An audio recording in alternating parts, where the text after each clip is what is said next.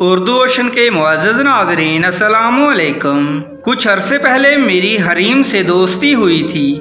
मैं उसको घर से बाहर तन्हाई में मिलना चाहता था। मेरे काफ़ी इसरार पर वो घर से बाहर मिलने पर मान गई, लेकिन इस शर्त पर कि वो अकेली नहीं, अपनी सहेली के साथ आएगी। मैंने उससे कहा कि रोज़ाना शाम के वक़्त मैं आम वाले नलके पर नहाने जाता हूँ, वहाँ पर आ जाना। चुनाचे मगरब के फ़ौरन बाद वहाँ पर मिलने का प्रोग्राम बन गया। यहाँ एक बात बताना ज़रूरी हो गई है कि हमारे गांव से थोड़ा बाहर खेतों के बीच एक बड़ा आम का दरख्त है। उस दरख्त के नीचे एक नलका लगा होता था, जहाँ पर मोहल्ले के अक्सर लोग पानी भरने और नहाने जाते थे। ज़्यादातर तो औरतें ही वहाँ जाती थीं, लेकिन शाम से पहले पहले। इसलिए हमने मगरब के फ़ौरन बाद मिलने का प्रोग्राम बनाया। जैसे ही मगरब का वक़्त हुआ, मैंने हस्बे मामूल साबन और तौलिया उठाया और नहाने निकल पड़ा। लेकिन अंदर से खुशियाँ फूट रही थीं कि आज पहली बार हरीम को तन्हाई में मिलूँगा, जी भर कर बातें करूँगा।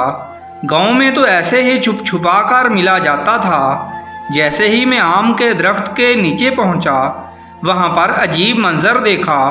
दो लड़कियों के कपड़े वहाँ टंगे नज़र आ रहे थे, लेकिन लड़कियाँ नहीं थीं। आखिर वो कपड़े उतार कर कहाँ चली गईं, और उन्होंने कपड़े उतारे क्यों? मेरा खून रगों में जोश मारने लगा। मैंने चारों तरफ घूम कर जायज़ा लिया, लेकिन मुझे वो कहीं नज़र ना आई। फिर मैंने आहिस्ता आवाज़ में हरीम का नाम लेकर 2-3 बार बुलाया, तो मुझे गन्ने की फसल से आवाज़ सुनाई दी। वो कह रही थी कि खेत के अंदर आ जाओ, हम दोनों तुम्हारा ही इंतज़ार कर रही हैं। मैंने कहा कि आपके कपड़े तो बाहर पड़े हैं। कहने लगी कि कपड़े छोड़ दो, तुम आगे चले आओ, जल्दी से कोई आ ना जाए। मुझे अजीब सी बेचैनी ने घेर लिया। मैं तो सिर्फ हरीम से तन्हाई में मिलना चाहता था, मगर ये दोनों अपने कपड़े उतार कर गन्ने के खेत में क्यों घुसी हुई हैं? मुझे उनके इरादे अच्छे नहीं लग रहे थे। पहले तो मैंने वापस मुड़ जाने का सोचा, लेकिन उसी वक़्त हरीम ने दोबारा मुझे पुकारा कि जल्दी आ जाओ, अंधेरा बढ़ गया है, हमने वापस भी जाना है, घर वाले इंतज़ार करते होंगे।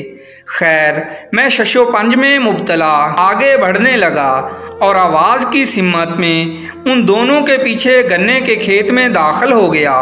थोड़ा आगे जाकर मैं रुक गया। मुझे वो कहीं नज़र नहीं आ रही थीं। फिर मुझे ऐसी आवाज़ सुनाई दी जैसे कोई मुझसे कुछ कदम आगे चल रहा हो। मैं उस तरफ चल पड़ा। अंदर काफ़ी अंधेरा था। मैंने हरीम को आवाज़ें देनी शुरू कर दी, लेकिन मुझे कोई जवाब नहीं मिला। मुझे झंझलाहट महसूस होने लगी और मैं गन्ने की फसल से बाहर निकल आया। मुझे मज़ीद हैरत हुई, जहाँ पर कपड़े टंगे हुए थे वहाँ अब कुछ नहीं था। इसका मतलब वो मुझे उल्लू बनाकर निकल गई थीं। जैसे ही मैंने नहाने के लिए नलका चलाया, अंदर से पानी की जगह खून आने लगा। खौफ से मेरे पसीने छूट गए। मैंने साबुन और तौलिया उसी जगह फेंक कर वापसी के लिए दौड़ लगा दी। मुझे पीछे से बच्चों के रोने की आवाज़ें आने लगीं, जैसे हज़ारों बच्चे मिलकर बैन कर रहे हों। मैं गिरता पड़ता घर पहुंच गया। अगले दिन जब हरीम हमारे घर आई, तो मैंने मौका पाते ही उसका बाजू थाम लिया और गुस्से से पूछा, तुमने कल शाम मेरे साथ क्या किया? वो मासूमियत से कहने लगी, यार माफ़ करना, हमारे घर मेहमान आ गए थे, इसलिए मैं तुमसे मिलने नहीं आ सकी। तो वहाँ पर कौन थी? मैंने ज़ेरे लब कहा। कौन थी वहाँ? हरीम पूछ रही थी।